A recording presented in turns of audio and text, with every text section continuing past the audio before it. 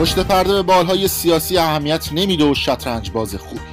پشت پرده به همه موضوعات میپردازه و با کسی تعارف نداره و تنها خط قرمز ما مردم.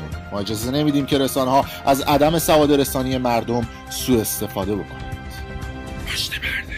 مخاطبین از رسانه پشت پرده، سلام، من امین فردین. خوشحالم که به همراه تیمم بار دیگه با یک برنامه پشت پرده دیگه با شما هستیم. امیدوارم که هر کجای این کره خاکی که هستید حال دلتون خوب باشه. همچون فضای حاکم در داخل ایران و فضای مجازی که رنگ و بوی انتخابات 1400 گرفته در ایران و انتخابات ریاست جمهوری که داره صورت میگیره، فضای مقداری سیاسی تر شده، ما هم در رسانه پشت پرده فضای برنامه‌مون همچون تم پاپاراتزی داره به سمت سیاست حرکت میکنه. البته نه اون سیاستی که دوستان در تفکرشون هست، در زاویه خودمون موضوعاتی که در قالب اجتماعی نگاه سیاسی داره.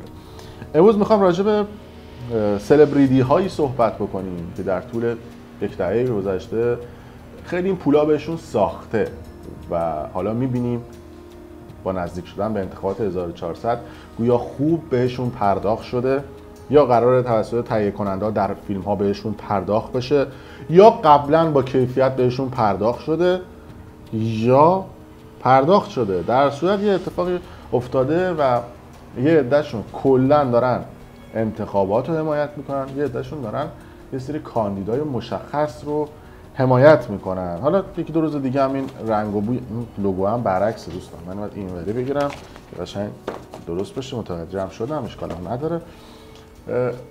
رخ کار این بازیگرا هم سیستمشون همینجوری هستش، با رخ کاره.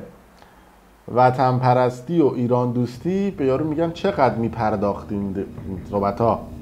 و شروع میکنیم یه سری از فوتبالیست ها و بازیگرهایی که دارن خیلی خوب پرداخت هایی که بهشون شده رو تصفیه حساب میکنن.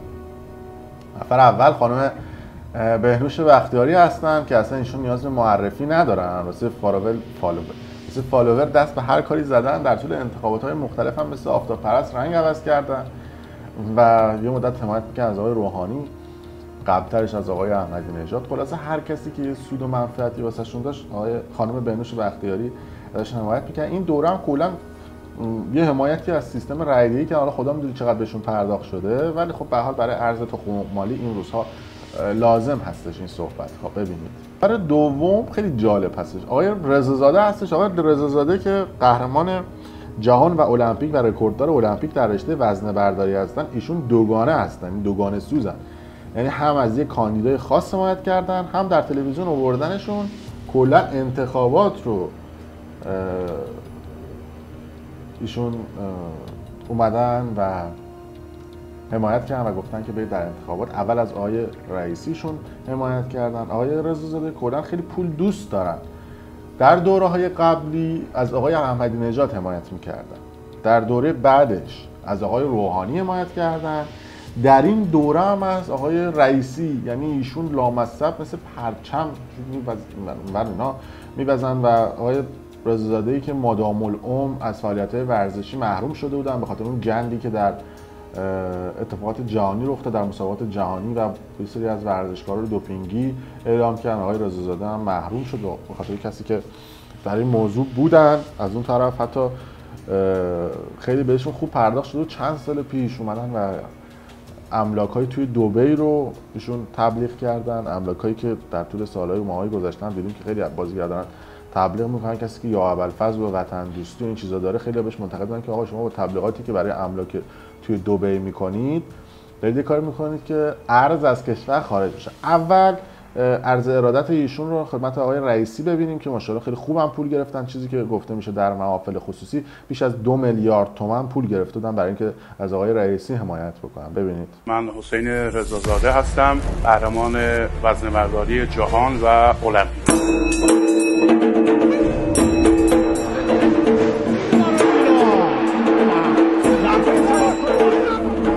از این نامزدهای عزیزی که هستن، برنامه‌هایی که دادن و مناظرهایی که شده دیدیم و خب از پیشکسوت‌های خودمون و بزرگترها که صحبت شده و برنامه‌ای که این نامزدها دادن، من از آقای سید ابراهیم رئیسی حمایت میکنم و خب واقعا خب چندین سال که بوده تو جاهای مختلف خب ثابت کرده و الان هم که در قوه قضایی بوده چندین سال در بین مردم بودن و خب مردم راضی هستن و خب به نظر من انشالله بتونیم این مشکلات جامعمون حل بشه، مشکلات جوانان و مشکلات کشورمون انشالله حل بشه. حالا این 2 میلیاردی که گرفتی نوش جونت، به حال میتونی و اینا، حالا سمت و اینا هم بهش پیشنهاد شده و اینا، ببینیم حالا در روزهای آینده و ماهای آینده شاید یه وزارتخونه چیزی هم بهش بدن، حتی نمیدن. اون سیاسی خیلی زرنگ‌تر اینا استفاده میکنم تا پرتغال بتونه میگیرم میندازنتون دور. البته رضازاده یه دور سابقه شورای شهری هم داره اما اونجا براش درس عبرت نشد. البته این حمایت کردن تنها محدود به آقای حسین رضازاده نمیشه و خیلی از دوستان انتقاد کردن که پهلوانی رو بعد از جهان پهلوان تختی و بقیه یاد بگیریم. حتی آقای مایلی کوهن هم گفته بود که و دو سه تا از جمله آقای صادق زیباکرم و چند نفر دیگه گفتن که آقای حسین رضازاده بوی از جوانمردی و پهلوانی نبرده در طول سالهای گذشته صحبت کردن. آقای خداداد عزیزی هم همینطور که ایشون هم یه مبلغ سنگینی گرفته و برای تبلیغ انتخابات صحبت کرده. بریم ببینیم صحبت‌های خداداد. عرض ادب و احترام دارم خدمت همه عزیزان. عرض کنم خدمت شما که در مورد مسئله انتخابات من خودم به شخصه سعی میکنم از بین این 7 کاندیدی که وجود دارن تحقیق کنم و اون کاندیدی که به نظر خودم بیشتر از بقیه میتونه به وضعیت جامعه کمک کنه به اون رأی بدم و طبیعتاً من فکر میکنم که تحقیق کردن راجع به کاندیداها و فکر کردن راجع بهشون رأی دادن بهشون میتونه خیلی چیزا رو تغییر بده و ما خودمون باید انتخاب کنیم که چه کسی جامعه ما رو بگردونه و با یه تحقیق میشه به نظر من بهترین کاندید انتخاب کرد. ارادت. در کنار خداداد 2 تا از ورزشکارای دیگه هم بودن و بازیگرا، از جمله رضا شاهرودی بوده و رضا عنایتی، شهره قمر و داریوش ارجمند. یه پکیج کاملی از دوستانی که خیلی خوب پول بهشون پرداخت شده. البته فکر کنم که این سلبریتی ها براشون این چیزا مهم نیست. سال 1396 رو خیلی از یاد نبردن که یه سری از این سلبریتی ها عربده میزدن برای یک شخص خاص، امتیازشون رو گرفتن، همه کارشون. تهش حالا یکی دو تاشون اومدن معذرت خواهی کردن، یکی دو تاشون گفتن پشیمونیم، یکی دو تاشون هم گفتن که نه کار درستی کردیم، یکی دو تاشون هم اون رأسا اون بالایی پولای سنگین گرفتن دیگه. ببینیم اون عربده کشی های سال 96 رو یه تجدید خاطره خوبم میشه واسه بعضیا. ببینید از این طرف داریم ما فوش میخوریم بابت صدا و سیما، درست یا نه؟ داریم فوش میخوریم بابت صدا و سیما. از اون طرف صدا و سیما دست همیناست، خدا گواه دست همیناست. صبح تا شب آنتن صدا و سیما دست همیناست. برنامه حال و خورشید دست کیه؟ آقای رشیدپور تو انتخاب سمت کی بود؟ روحانی دوست داره. مگه نمیچرخید شهر به شهر میگفت آقای روحانی رای بدید؟ کجا سر نتیجه حرف زدن؟ روحای روحانی نگر.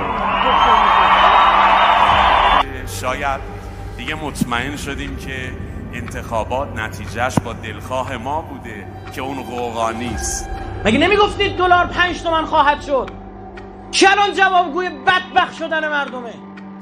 دیروز آقای دکتر روحانی ایستاده آقای بر کسی جهانگیری لعنت سمت راستشه کنید که این بعد محترم دفاع سمت چپشه وایستاده داره میگه که لعنت کنید مسببین این مسئله رو. ایشون میگه بعد میگه حالا ببینیم کی باید لعنت کنیم. میگه آمریکا رو لعنت کنید، صهیونیسم رو لعنت کنید، ارتجاع منطقه رو لعنت کنید. ارتجاع منطقه یعنی یا کشورهای عربی که اونا کار خراب کردن، هیچ مشکلی از سمت ما نیست، مدیریت داخلیش کنه. بنده به شما میگم سر معادله بالا رفتن نرخ ارز آمریکا بی تقصیره.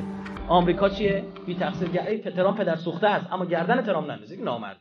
خب اینا اگه جواب داشته باشن با تک تک این حرفا میان علمی بحث میکنن. کارشو میکشه کجا؟ زنگ میزنن به یکی از همین سلبریتیاشون، همون سلبریتیایی که عقلتون رو دادید دستشون، نوش جونتون. به احترام سید محمد خاتمی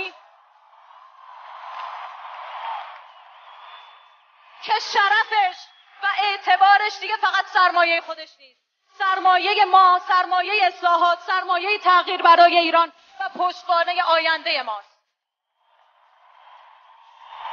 نوش جونتون. خود کرده را تدبیر نیست. یاری فرق دست چپ و راستش تو سیاست اقتصاد نمیفهمید. همین اون سلبریتی ها رو من دعوت میکنم به مناظره. یکیشون خیلی آدم جالبیه. گفته خب اگه اینا نمیادن دلار میشه 40,000 تومان. حالا میگفتی 100,000 تومان کنتور که نمیندازه. کی به کی؟ رو چه حسابی دلار میره بالا قیمتش؟ یه توضیح علمی به ما بده. اگه نذارید زیرش. سواد ندارن بابا، این آدم چه میفهمه؟ دریوری کنتور که نمیندازه خرجش کن بره.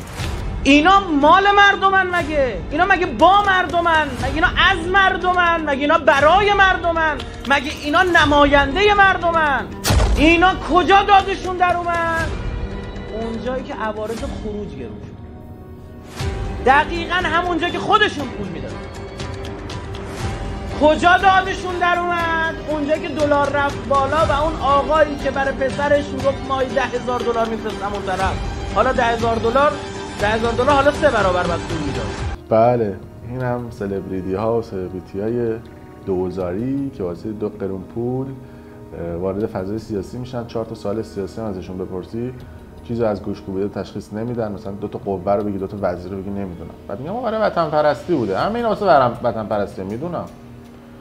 چیز دیگه این نیست. در هر صورت دوستان نظرتون رو بگید، برامون کامنت بذارید، ویدیو رو به اشتراک بذارید که بقیه دوستان هم آگاه بشن. مرسی که تا این لحظه با ما همراه بودید.